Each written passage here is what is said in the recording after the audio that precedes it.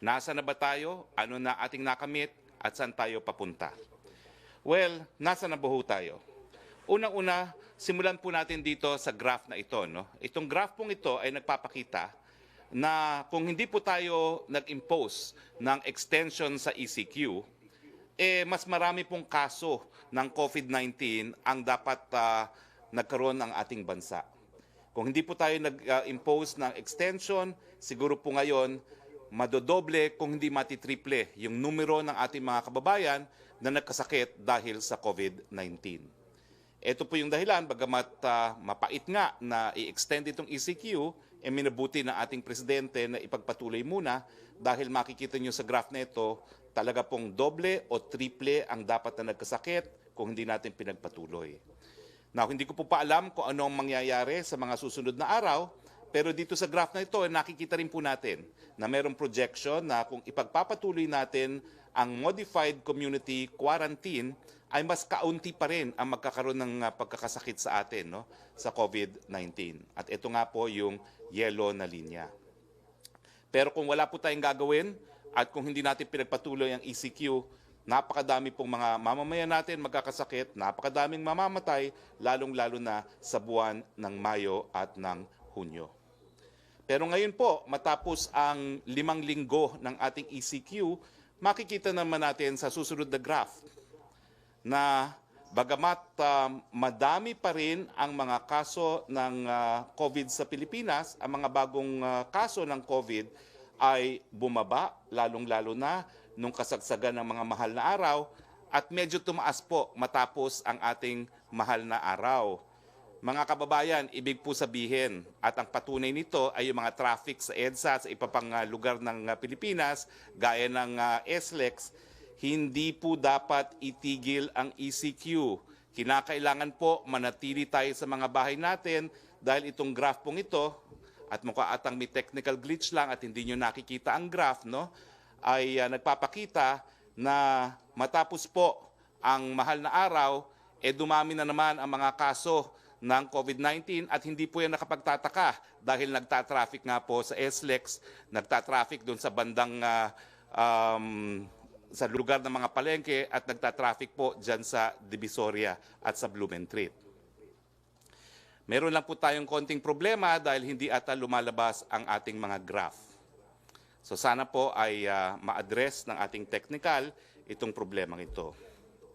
Pero ganun pa man, ang mabuting balita naman po ay habang dumadami naman ang kaso ng mga COVID, dumadami rin yung mga numero na nakaka-recover o gumagaling sa sakit ng COVID. Tignan mo po na natin kung maaayos natin ang ating technical glitch dahil para tuluyang maintindihan ng ating taong bayan kung ano na ang mga nangyayari ngayon sa atin. No? Anyway, siguro po balikan natin ang ating mga graphs. No? Pero ano naman po ang ginawa ng ating gobyerno? No? Dahil alam naman po natin na dahil ang ECQ ang tanging pamamaraan para tayo po ay mapabagal yung pagkalat ng sakit, napakasakit din po niyan sa ating mga kababayan dahil wala nga po tayong mga hanap buhay. So babalik po ako sa kauna-unahang graph. Ito po yung graph na minention ko. Yung pulang linya po ay nagpapakita na hindi po maling graph yung napapakita natin. No? Yan, tama na yan. No? Yung pula po ay nagpapakita na kung hindi po tayo nag-extend ng ating ECQ, napakadami po sanang kaso ng COVID ang nagkaroon tayo sa ating bayan. Pero dahil nagkaroon po tayo ng continuation, makikita po natin na ito po, no, yung pinakamababang linya, yan po ang ating inaasahan. No? Yung malaking pagbawas sa kaso ng COVID dahil nga po pinagpatuloy natin ang ECQ. Itong susunod naman pong graph ay nagpapakita na ng mga bagong mga kumpirmadong kaso ng COVID-19. Nakikita po natin na tumaas, bumaba at pataas pa rin po ang COVID. Nakakalungkot po na bagamat tayo po ay nag-extend ng ECQ, ay hindi pa rin natin na-flatten ang curve. Kaya nga po paulit-ulit nating sinasabi, kinakailangan lahat tayo maging homeliners. Wala na pong ibang pamamaraan para mapabagal ang pagkalat ng sakit na ito kung hindi po sa pamamagitan ng ECQ at ng social distancing. Okay, ang susunod naman po nating graph ay nagpapakita nung tala ng mga bagong mga namatay dahil sa COVID-19.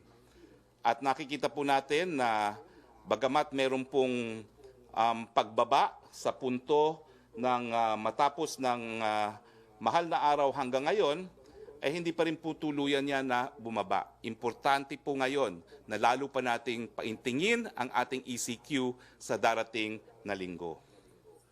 Now, siyempre, ang sabi ko nga po kanina, yung mabuting balita, na napakadami naman po ngayong mga nagre-recover sa sakit na ito. Ibig sabihin, tamaan man tayo, may pag-asa po na tayo gagaling, pero mas mabuti po na iwasan na nating tayo magkasakit, manatili po sa ating mga kanya-kanyang mga tahanan.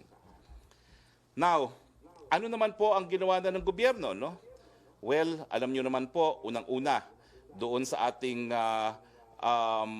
ang ating gobyerno ay dalawa pong ginagamit para matulungan at ibsan ang kahirapan ng ating mga kababayan dahil hindi nga po tayo nakapagtrabaho habang tayo ay nasa ECQ.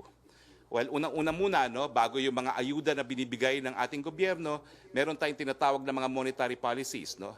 Yung ating central bank po ay nagbaba ng reserve requirements para mas marami pong pwedeng ipautang at mas marami pong salapi na umiikot sa ating ekonomiya. So far po, nagbaba po ang central bank ng kanyang reserve requirements sa mga bangko ng 2%. Kada porsyento po equivalent sa 110 billion. At ang suma total po ngayon ay meron tayong 220 billion na salapi na umiikot para po maibsan ang kahirapan ng ating mga kababayan. Bukod pa po dito, ginagamit din po natin yung national budget, yung mga serbisyo at mga biyaya, tulong na nanggagaling sa gobyerno. Nandiyan na po yung mga food packs na na-deliver ng ating DSWD, 401,301. Nandyan po yung 65 billion na na-distribute na natin, na galing po yan sa SAP na naisabatas po ng Bayanihan Act. Nariyan din po ang ating tulong galing sa Department of Labor and Employment. Nakatulong na po tayo sa 118,086 na mga manggagawa dun sa mga informal sector. Ito po yung mga nagtitinta sa palengke, mga hindi rehistrado sa mga employers, no? At tayo po ay namigay na ng halagang 206 million pesos galing po sa DOLE sa pamamagitan ng programang Tupad dun po sa mga informal workers ng ating ekonomiya. Para naman po doon sa formal workers o yung mga nagtatrabaho sa formal na sektor ng ating ekonomiya, meron na po tayong nabigyan ng biyaya na 167,941 na mga manggagawa. At nakabigay na po tayo sa pamamagitan ng COVID-19 Adjustment Measures Program or CAMP ng 840 million pesos dito sa mga manggagawa sa formal na sektor. Lahat po ito ay dahil naiintindihan natin na kung hindi magtatrabaho ang mga manggagawa, walang kakainin ang kanilang mga pamilya. So sinasagot na po ng gobyerno, no? Galing po sa national budget ang mga pangangailangan ng pinakamahihirap na ating mga kababayan. Pero bukod po dyan, hindi lang po yung mga pinakamahihirap ang ating binibigyan ng biyaya, no? Pati po yung mga maliliit na mga negosyante, yung small and medium enterprises, ay binigyan na po natin ng 50 billion sa pamamagitan ng salary subsidy, no? At gaya po ng mga programa para sa mga mahihirap, magkakaroon po ng 5,000 to 8,000 pesos per month for 2 months ang mga nagtatrabaho sa mga small and medium enterprises dahil ito nga po ay sa katotohanan na dahil sa expanded community quarantine hindi po nakapagtrabaho yung mga empleyado ng mga maliliit na mga negosyo. Bukod po dyan, yung ating mga GOCCs gaya po ng GSIS ay nag-extend na po ng mga pautang sa kanilang mga miyembro. Ang GSIS, ang SSS at ang Pag-ibig po ay nagpautang sa kanilang mga miyembro ng halagang 20,000 pesos. Ang Pag-ibig po, nagbigay rin ng 3-month moratorium para dun sa pagbabayad ng interes sa mga housing loans. No? At sa transport sectors naman, ang DOTR po ay nambigay na ng tulong pinansyal, 5,000 to 8,000 pesos din kada buwan sa 15,854 na mga tsuper ng jeepney, bus at mga motorsiklo. Sa PhilHealth naman po, sa period ng February 1, 2020 hanggang April 14, 2020, wala pong binayaran o babayaran ang mga nagkaroon ng COVID-19. Simula po ng April 15, meron pong tinatawag na case rate o package rate na babayaran ang PhilHealth at ito naman po ay hanggang 700,000 pesos para sa severe kaso ng mga pneumonias.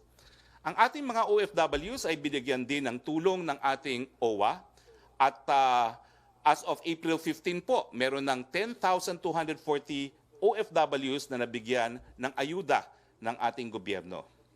Meron pong 2,641 na mga OFWs na nabigyan ng temporary shelters. Meron na rin pong 3,347 OFWs na natulungan ng libreng transportasyon. At meron pong 3,688 seafarers na nabigyan ng food pack sa pamamagitan ng Tulong Marino Program. Meron pong mga 564 OFWs na stranded sa Clark na nabigyan ng pagkain, akomodasyon at tulong sa transportasyon.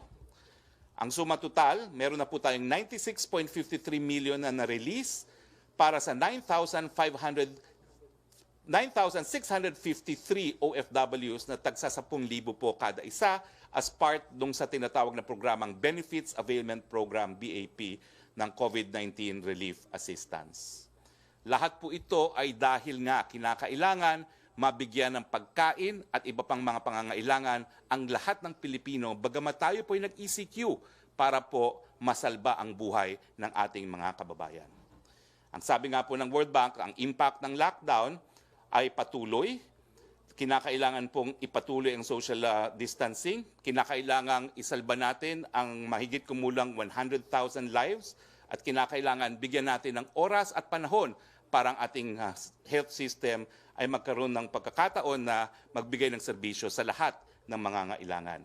Ulitin ko po, yung ECQ, pinabagal lang ang pagkalat ng sakit dahil hinahanda po natin yung ating health system para magbigay ng serbisyo sa napakadami pang po pwedeng magkasakit ng COVID-19. But, ang mensahe po ng Presidente, gagamitin po natin ang pondo ng taong bayan kung kinakailangan. Sabi nga po ni Presidente nung Tuesday, kung kinakailangan, ititigil niya ang lahat ng infrastructure projects kung kinakailangan gastusin ng pondo ng bayan para magkaroon ng pagkain at iba pang mga pangangailangan ang ating mga kababayan. Sagot po tayo ni Presidente Digong. Now, siguro po ngayon, titigil na ako at sasagutin ko na po ang mga katanungan galing po sa mga miyembro ng Malacanang Press Corps. Si Joseph Morong atang unang magtatanong. Joseph? Hello, sir. Yes, Hi, Joseph. sir. Good morning. Good morning. All right. Okay, sir, yun po muna sa ECQ sa April 30, no? Do you think that we can flatten the curve before or on April 30? Well, sa available data po natin, and April 30 is only 1 week away, sa ngayon po, hindi pa po natin na-flatten ang curve. No? At in an ideal world, Joseph, no, habang hindi natin na-flatten ang curve, in an ideal world, dapat ipagpatuloy ang ECQ. Pero ang realidad nga, kinakailangan din magkaroon ng kabuhayan ng ating mga kababayan. Kaya ngayon pa lang po ay nag-uusap na ang IATF, ang miyembro ng gabinete, at nag-explore ng mga options kung paano nga ang gagawin. No? Pwedeng ipagpatuloy ang ECQ, pwedeng magkaroon ng modified ECQ, pero gaya ng sinabi ko nung huling press briefing natin, humahanap tayo ng balanse between yung obligasyon ng Estado na protektahan ang kalusugan ng mga mamamayan, doon naman sa karapatan ng mga mamamayan na magkaroon ng hanap buhay. Yes, sir. So do I take it to mean, sir, that as far as resources go, we cannot sustain an extension? Well, hindi ko po sinasabi yun. Dahil remember, dun sa Bayanihan Act na pinasa ng Kongreso, yung 205 billion ay para sa social amelioration lamang. pero binigyan po ng kapangyarihan ng presidente na mag-realign ng mga pondo, no? Lalong-lalo na yung galing sa mga GOCC. At ang aking huling pagkakaalam, we have at least 195 billion that we can already realign, no? Pero gaya ng aking sinabi, no, hayaan na muna natin magkaroon ng mas malawakan talakayan sa IATF dahil naintindihan naman natin na pinaka-importante pa rin ang buhay. Okay, sir, just one last on that aspect, no? The sense that I'm getting from Secretary Nograles and your statements now is that we are going to lift, and it's just a matter of, or it's just a question of degree. Is that correct? Ay nako, hindi ko po pwedeng sabihin na tama yon, no? Ang mabibigyan kong impormasyon ko lang, ako mismo ay nakarinig na po ng ilang mga suhestyon galing kay Presidential Advisor Joey Concepcion at kay Finance Secretary Sunny Dominguez ng mga posibleng scenarios, at kasama po sa mga scenarios ay yung parang pwede nating tawaging limited ECQ, no? Ang mga napakinggan ko, pwedeng magkaroon ng limited ECQ on the basis of geographic location, on the basis of comorbidity, yung mga taong may sakit, on the basis of particular industries, pero wala pa pong desisyon at malinaw naman po ang presidente matapos ang pagpupulong na yon na pag-iisipan pa niya itong bagay na ito. Alright, just last two questions, sir. Can you elaborate more on the protocol ng rapid testing dun sa mga tao na makikipagpulong kay presidente? Well, unfortunately po, And sa that's totoo lang, effective. no, let me make this very clear. We make no apologies Okay. for the fact that we are protecting the life of the President. Gagamitin po natin ang lahat ng resources na kaya nating gamitin para protektahan ang Presidente dahil ang Presidente po hinala ng taong bayan para mamuno sa kanila, lalong-lalo na sa mga panahong krisis gaya nito. Yung rapid testing po, ginagamit kasi po ito ay mabilis at ito po ay mura compared to PCR. Kung ang PCR nga po ay mapapadali, siguro gagamitan natin ang PCR ang lahat ng gustong makipagpulong kay Presidente, pero 5 to 7 days nga po ang resulta ng PCR, so imposible. Now, ito rin po yung rapid testing kits na ang sabi ng Presidente, he is authorizing the use of the purchase of rapid testing kits using public funds despite the objections of certain quarters dahil hindi pa raw nasusunod yung probisyon ng batas na ating sinulong, yung universal healthcare, na kinakailangan may approval ng Health Technical Committee. No? Ang sabi ng Presidente, I assume full responsibility. I authorize the spending of public funds for the purchase of rapid testing kits, but they will be used in conjunction with PCR. So ang plano po ngayon, dapat magkaroon tayo ng 900,000 PCR testing and about 2.2 million rapid testing kits para magkaroon tayo ng accurate statistical sample sa extent ng pandemic sa ating bayan. Pero sir, yung accuracy nun, kasi may mga nagsasabi ng rapid test kits, not very accurate. So ibig sabihin, in terms of protecting the president, are you really protecting the president by using just the rapid tests? Well, let's just say that we're hoping that the president is more protected using rapid testing because in the first place, the PSG will not allow anyone with symptoms to come into the palace. Okay. So please understand that the rapid testing is additional safeguard, but the primary safeguard is no one who suffers from any symptoms and no one who has had any contacts with anyone with COVID-19 will be allowed into the palace. Kung papasok po ngayon sa palasyo, ako mismo, every time magpupunta rito for press briefing, meron po akong form na pinipirmahan. At ang tanong doon ay, nagkaroon na ba ako ng COVID? Kung ako po ay nag-testing sa COVID? Kung ako po ay bumisita sa kahit anong hospital? Kung ako ay bumisita sa kahit sinong may COVID? At syempre po, kapag ang sagot mo, yes, dyan, hindi ka papapasukin ng palasyo. So, kapag ang sagot mo ay no at wala kang simptomas at wala kang exposure sa tao na nagkaroon ng COVID-19, bibigyan ka pa rin ng rapid testing bilang additional safeguard to protect the health of the President. Sir, last questions na lang on the resources. Ang sinasabi naman ni Presidente, yung CCP and TICC, medyo sa super dulo na yan, di ba? Yes, but if we do run out of resources, why did the President specifically mention CCP and TICC? No as reason. assets that can be sold? No reason. I think it's just to emphasize that we have to sell physical assets. He will because he will give primary importance to the health of the people. Mas mahalaga po ang kalusugan ng ating kababayan kung kinakailangan ibebenta niya yung mga infrastrukturang yan para gamitin ang proceeds sa pangangalaga ng kalusugan ng mga kababayan natin. All right, sir. Sir, before the COVID issue, I understand and I know, no, na may talks at least sa dalawang auction houses to auction yung Marcos jewelries. Is the government open to selling the Marcos jewelries just in case we need the money? I think even before the COVID-19 pandemic, that's already an option being pursued by government. Okay. Thank you for your time, sir. Thank you, Joseph. Next question. Rocky? Opo. Secretary, question from Tina Mendez of Philippine Star.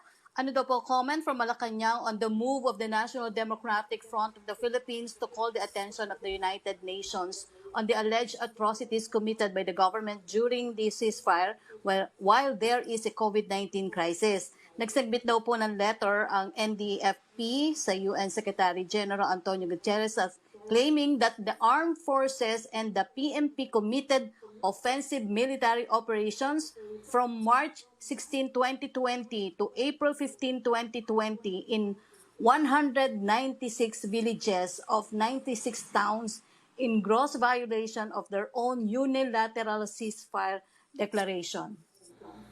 Well, hindi po namin makokontrol kung anong gagawin ng NDF. Gawin po nila ang lahat ng gusto nilang gawin.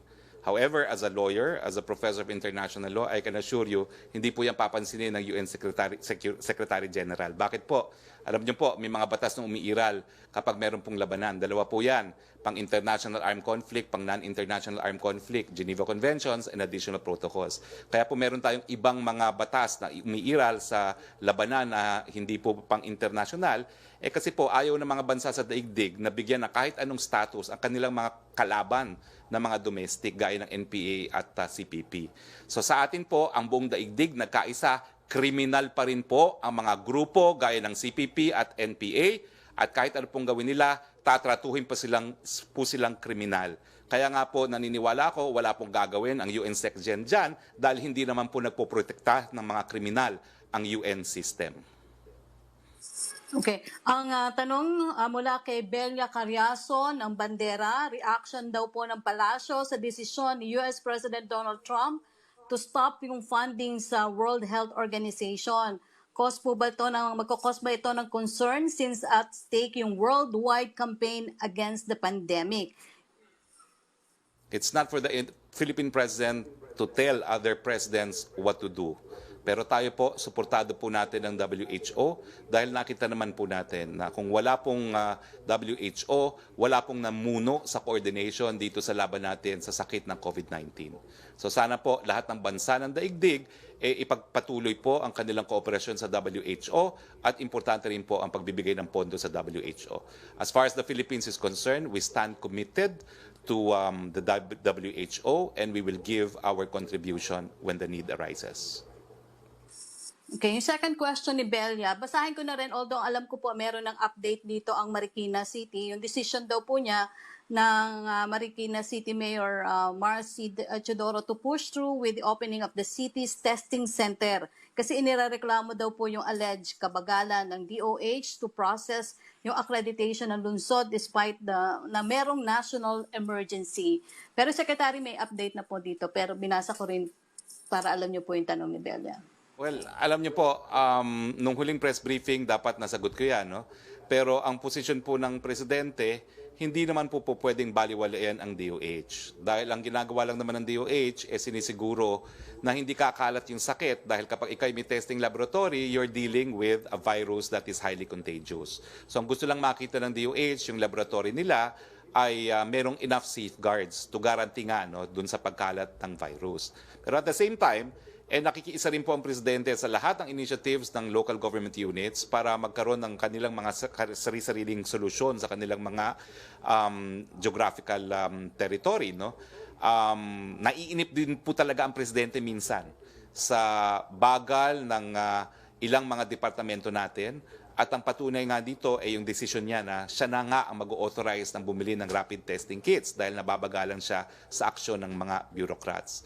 So sa akin po, ang aming nakitang solusyon dyan, hihingin po namin ng DILG na mag-mediate sa panig ng DOH at ng Marikina City.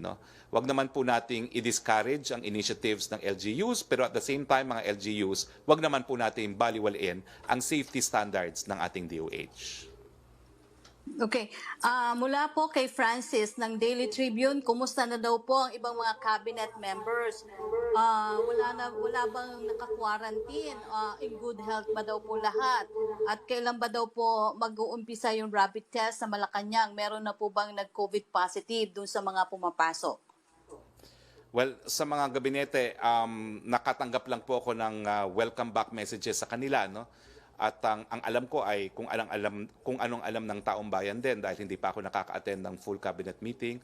Ang nakita ko lang po so far is si Secretary Sani Dominguez, Secretary Carlo Nograles, si Secretary Bautista at yung chief po ng ating IATF, si General Galvez. No? At lahat naman po sila ay mabuti ang kalusugan. Ang alam ko rin po, nasa voluntary quarantine pa rin si Secretary Briones. At beyond that po, wala naman pong ibang miyembro ng gabinete na nagkasakit na ng COVID-19. Bukod po kay Secretary Anyo na ang paniwala ko po ay nakasa quarantine pa rin.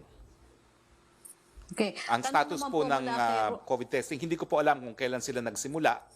Pero napansin ko lang po nung ako'y pinatawag ng presidente on my first day as a presidential spokesperson last Tuesday, binigyan din po ako ng test na yon. Pero ang tingin ko po, hindi po ito nasimula ng matagal ng panahon na dahil ako rin po ay namigay na exact same rapid testing kits. At kailan lang naman po yan pumasok sa ating bayan. Okay. Tanong po mula kay Rosa Licos ng UNTV, ano daw po ang posisyon ng Malacanang sa mga criticism against the effort ng Duterte administration to contain COVID-19 sa bansa dahil po sa standing sa ASEAN, leading na po ang Pilipinas bilang COVID-19 positive cases. Sa 10 bansa kahit wala pa po ba tayong mass testing, mas marami rin po ba tayong casualties compared sa ibang ASEAN member states? Well, hindi po natin madideny yung datos na yan. No? Pero ang ginagawa nga po natin, unang-una, nananawagan, nakikiusap sa lahat ng mga Pilipino. Ang dami pong pasaway sa atin. At dahil po dyan, number 1 na naman tayo sa ASEAN sa dami ng COVID-19. Nakakahiya po yan. Itigil nyo na yung pagiging pasaway. Manatili kayo sa inyong mga tahanan. Kung ikukumpira nyo ang ECQ sa ibang bansa, sa Singapore, lahat sumusunod. Sa Malaysia, ganyan din. Dito lang sa Pilipinas, nagkaroon ng traffic sa SLEX at sa Divisoria, despite ECQ. Mahiya naman po tayo. Hindi ko na po natin i-deny yan dahil dapat tayo mga Pilipino mahiya dahil nagpapakita tayo na walang disiplina.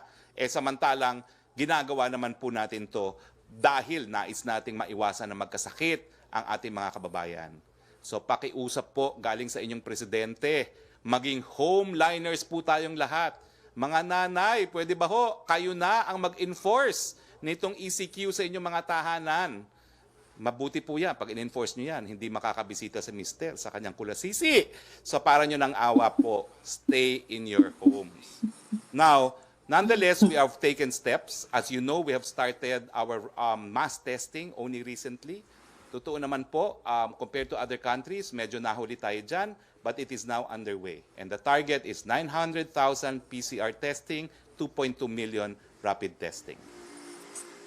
Okay. Ang second question po ni Rosalie, may mga suggestion daw po ng total lockdown within 2 weeks to totally contain daw po ang spread ng COVID-19, as in pati raw po ba daw mga tindahan, isasara para po maiwasan lumabas ang mga tao.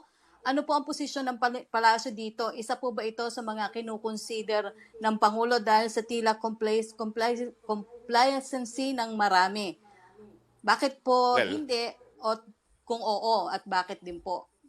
Nung huling press briefing ko po, pinaanunsyo sa akin no, na fake news po yung kumakalat ng balita na magkakaroon ng total lockdown.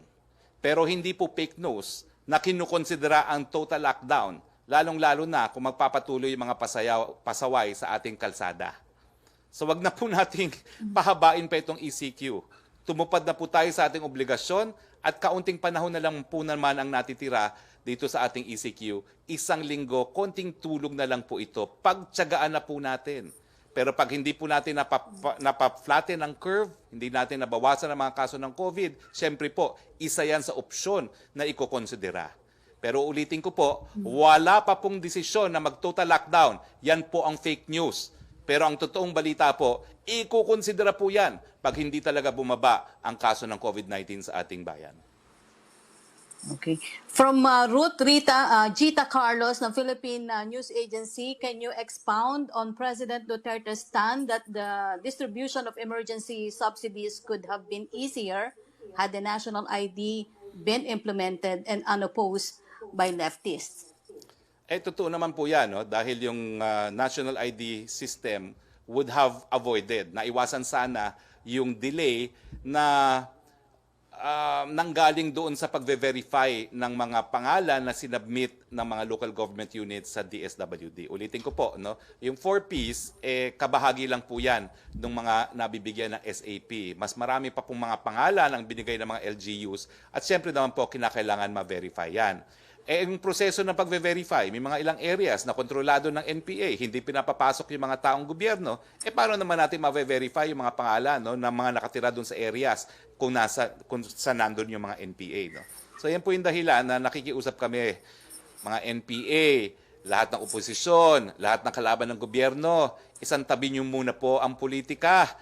Ngayong meron tayong krisis na umiiral sa ating bayan. Matapos pong krisis nito, bakbakan uli kung gusto ninyo. Pero sa ngayon po, hayaan muna natin na makarating ang tulong ng gobyerno sa lahat ng nangangailangan ng tulong. Okay, tanong ni Heidi Sampang ng DZAS FEBC, according daw po sa DOLE, kulang na ang pondo nila para sa cash assistance for workers. Kaya tigil muna sila sa pagtanggap po ng aplikasyon. Nasa 1 milyong workers pa daw ang hindi nabibigyan. Ano po ang plano ng pamahalaan? May mapaghuhugutan po ba ng budget para dito? Gaya ng sinabi ko po, hindi lang naman po 205 billion ang binigay ng Kongreso. May kapangyarihan po mag-realign ng budget na magagaling sa iba't ibang mga proyekto, no? Lalong-lalo na galing sa GOCCs. At tinitingnan po ngayon kung magkaano yan. Hindi naman po yan bababa sa 195 billion. So sa tingin ko po, sapat pa rin ang ating pondo para mabigyan ng tulong ang ating mga kababayan. Sa panandalian siguro po, yung pondo ng DOLE para sa programang yan ay naubos. Pero pag tayo po ay nag-realign, yan po ay i-replenish. Mula kay Aileen Taliping ng Abante, may batas ba na nagpaparusa sa mga netizen at ilang artista sa ginagawang pagmumura umano sa social media kay Pangulong Duterte dahil sa ngit-ngit nila sa ipinatutupad na lockdown at panghihimok na patalsikin ito?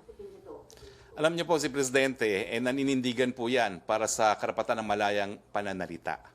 Pero pati naman po sa larangan ng human rights law at international law, hindi po absolute ang freedom of expression. Meron pong hangganan yan. At nakasaad po sa International Covenant on Civil and Political Rights, no, na a state can derogate, among others, dito po sa freedom of expression kapag meron pong national emergency. Alam po natin na ang COVID ay hindi lang national emergency, it is an international emergency. So po pwede po tayong magkaroon ng derogation, po pwede pong limitahan ang freedom of expression. At yan nga po ang ginawa natin sa Bayanihan Act. At babasahin ko po ang artikulo ng Bayanihan Act. This is section 6, letter F. Individuals or groups creating, perpetrating, or spreading false information regarding the COVID-19 crisis on social media and other platforms, such information having no valid or beneficial effect on the population and are clearly geared to promote chaos, panic, anarchy, fear, or confusion, and those participating in cyber incidents that make use or take advantage of the current crisis situation to prey on the public through scams, phishing, fraudulent emails, or other similar acts. So, Mystica, may batas po na po pwedeng gamitin para parusahan ka. Ang susunod naman pong tanong mula kay... sa Skype ata, may Trish, tanong si Trish.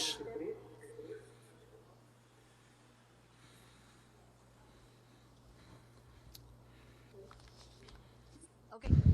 Hello sir, magandang tanghali po. Magandang tanghali, Trish. Yes, Secretary Roque. Kasi since in-announce po ni President yung possible treatment via antibody, marami yung na-curious, especially friends from the medical community. Number one, in case po na maging available to by May, nakikipag-usap na po ba yung government natin to get hold of this antibody treatment just to make sure na meron tayong supplies or slots for it, sir? Well, alam niyo yung antibody treatment ay kumbaga clinical studies pa rin ang ginagawa. Alam ko ang PGH ay isa doon sa naggagawa ng ganitong clinical studies, no. So hindi pa po napapatunayan na yan ay talagang gamot para sa COVID-19, pero sinusuportahan po natin ang lahat ng inisyatibo para magkaroon nga ng gamot, no, o kaya vaccine laban sa COVID-19. At isa po yan na sinusuportahan natin at pinagdarasal na sana nga po ay maging successful. Pero kung pinag-uusapan po natin yung antibodies treatment, yan po ay sa PGH ata ginagawa, no? At kung mayroong mga ibang bansa na gumagawa rin yan, syempre po, susuportahan po natin yan at inaasahan natin na kapag yan naman po ay napatunayang gumagana, lahat po ng mamamayan sa daigdig neto ay makikinabang. Pero sir, yung sinasabi po kaya ni President na antibody treatment that will possibly be available by May, saan po kaya to sir nakuha? Was it an advice to him or baka may kausap po siyang pharmaceutical company rin? Hindi ko po alam sa ngayon, no? Pero ang nababalita nga pong nag-conduct ng clinical studies ay yung UPPGH ngayon.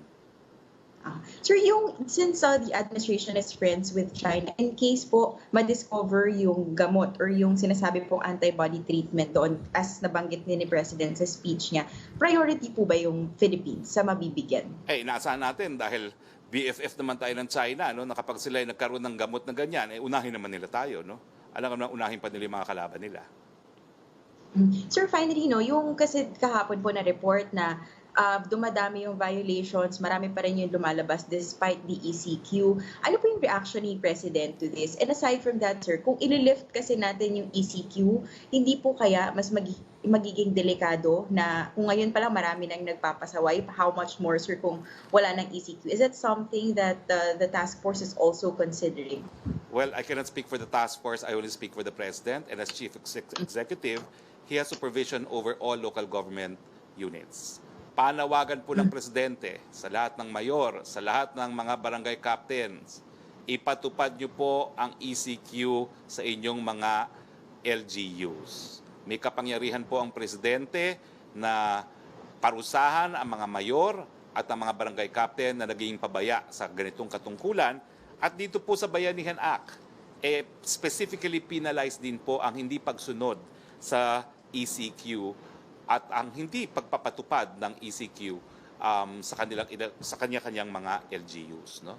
So, ang panawagan po ng Presidente sa mga lokal na mga namumuno, huwag po kayong maging pabaya, baka gamitin pa ng Presidente ang kanyang kapangyarihan na parusahan kayo pag kayo naging pabaya, at ang patunay kung kayo'y pabaya ay yung dami ng tao na lalaboy-laboy sa ating mga kalsada. At sa taong bayan, alam niyo po, naintindihan namin, napakahirap itong ECQ. Atat na kayong makaalis sa bahay, lalong-lalo na yung mga umais ka po kay misis. Pero ang katunayan po, kapag hindi po tayo nanatili sa ating mga kanya-kanyang tahanan, hindi po natin mapapababa ang mga cases ng COVID-19, lalo pang mapapahaba yan. So ang aking pakiusap at ang pakiusap ng Presidente, kung ayaw nyo pang tuluyang mapahaba itong ECQ neto, itong darating na linggo, manatili sa kanya-kanyang mga tahanan. Sir, at this point, meron na po bang kumbaga list or mga reklamong natatanggap si Presidente about mga officials na posibleng makasuhan or maparusahan because of ECQ violations? Well, all I can say is part of the responsibilities of my office is to prepare a presidential news brief. And yung balita po na napakadami at nagkaroon ng traffic sa SLEX at saka dun sa isang merkado sa Blumentritt, sa Divisoria at dun sa isang sa Balintawak Market, nakarating po yan kay Presidente. Thank you, sir. Okay. Secretary, meron tayong huling tanong mula kay Joy sa Balanso ng DCMM. Reaction daw po ninyo sa suggestion ni Senator Amy Marcos na wag na muna tayo magbayad ng foreign debt. hindi po yan opsyon na kinukonsidera ng ating pamahalaan sa ngayon dahil mas malaki po ang magiging repercussion yan. Meron po kasi tayong tinatawag na cross-default provisions sa ating mga pagkakautang. Pag tayo nag-default sa isang pagkakautang natin, magde-default po tayo sa lahat ng pagkakautang natin and mas madugo po ang mangyayari dyan kung lahat po ng ating pinagkakautangan ay sisingilin tayo sabay-sabay. So sa ngayon naman po, sapat naman po ang pondo ng gobyerno. At kung hindi po sapat yan, magbebenta muna ng ari-arian ng gobyerno bago po tayo mag-default sa ating mga obligasyon. Opo, last question na mula kay Rosa Licos ng UNTV. Pinagre-resign daw po ng ilang senador si Health Secretary Francisco Duque dahil daw po sa failure of leadership, negligence, inefficiency. Ano po ang posisyon ng palasyo dito? Wala pa po kaming posisyon, wala po kaming kinalaman kung talagang merong ganyang inisyatibo na pag-resignin ang ating kalihim ng Secretary of Health. And gaya ng paulit-ulit ko nang nasasabi sa mga nakalipas na panahon, every cabinet member serves at the pleasure of the President, and habang hindi sila tinatanggal, the President continues to have full trust and confidence in them. Okay, Secretary, huling mensahe po sa publiko. Ay, nako, ulitin ko lang po. Wala po kaming press briefing pag Biyernes. So ito na po yung ating huling press briefing sa linggong ito. Atat na rin po kaming mga tao ng gobyerno na makalabas at makaikot. No? Pero yung kung tayo po'y makakalabas at makakaikot, ay depende po yan sa mangyayari na sa susunod na linggo. Pakiusap po, manatili sa ating kanya-kanyang tahanan dahil ito naman po ay para sa ating kabutihan. Pag ginawa naman po natin to, we will heal as one. Okay, maraming salamat. Presidential Spokesperson Harry Roque, maraming salamat din po sa Malacanang Press Corps. At siyempre sa Lunes po makikita tayo, Secretary Roque. Maraming salamat po. Magandang hapon po. Salamat po at balik po tayo sa PTV. Salamat po sa inyong pagsubaybay.